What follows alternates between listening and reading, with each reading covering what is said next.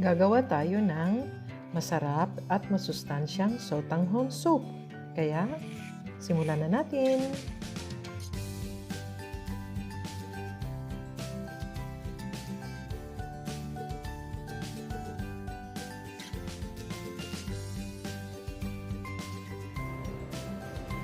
Ito ang mga sangkap sa ating sotanghon soup.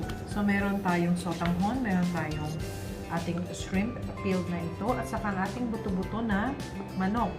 Meron din tayong cabbage, itong ating carrots, nakaslice na siya, julienne, meron tayong ating onion, garlic, ang ating Maggi stock, at saka ang ating pepper. So, magsimula na tayo. Ang ating tubig, according lang sa ating pagluto mamaya.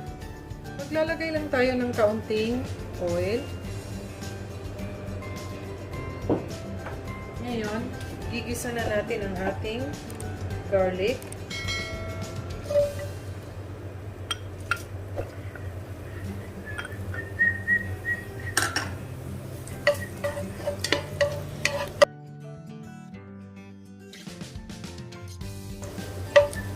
Maganda pag inuna yung garlic pagkatapos ang bango-bango niya talaga. Pero hindi natin pwedeng sunugin, syempre, kasi papait naman yung ating luto. So, ayan, pwede na yan. Pwede na rin natin ilagay ang ating onion. Itong gagawin natin ngayon ay masarap na naman sa ating panahon. Kasi malamig na. Dito sa amin ngayon, malamig. Kaya, mas maganda yung may sabaw at nakakapagpainit talaga ng ating sikmura. Okay, so ngayon, ilalagay ko na ang ating buto-butong manok. Ayan.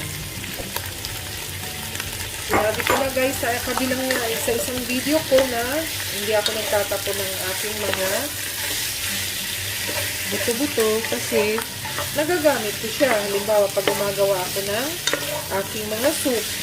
So, ito, pag may mga buto-buto ako, nilalagay ko siya sa freezer. Para pag gusto ko siyang gamitin, nagagamit ko siya.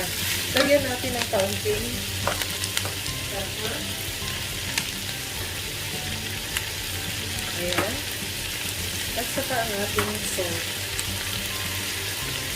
Kaunti lang.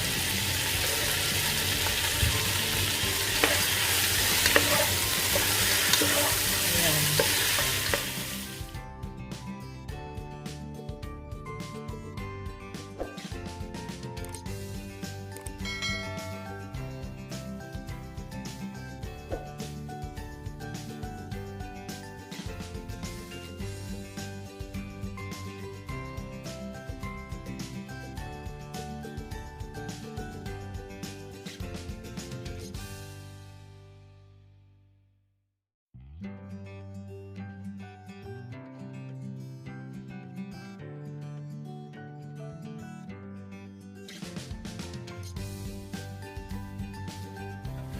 So, ayan.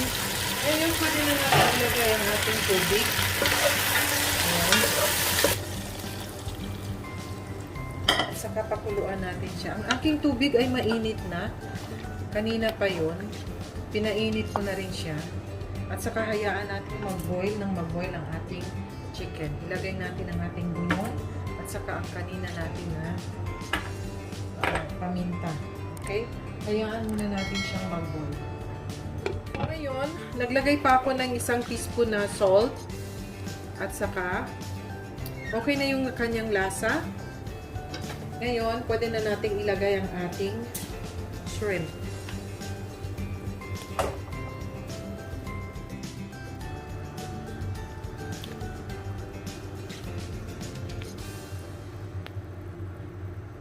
Ilagay natin ang ating carrots.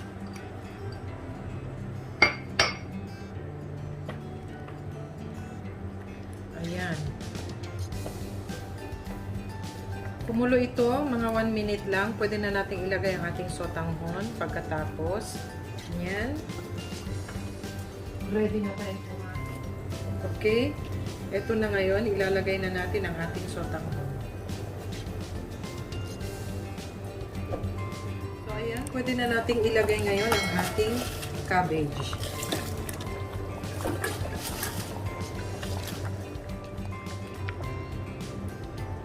Okay, so ayan na. Masarap na siya. Okay.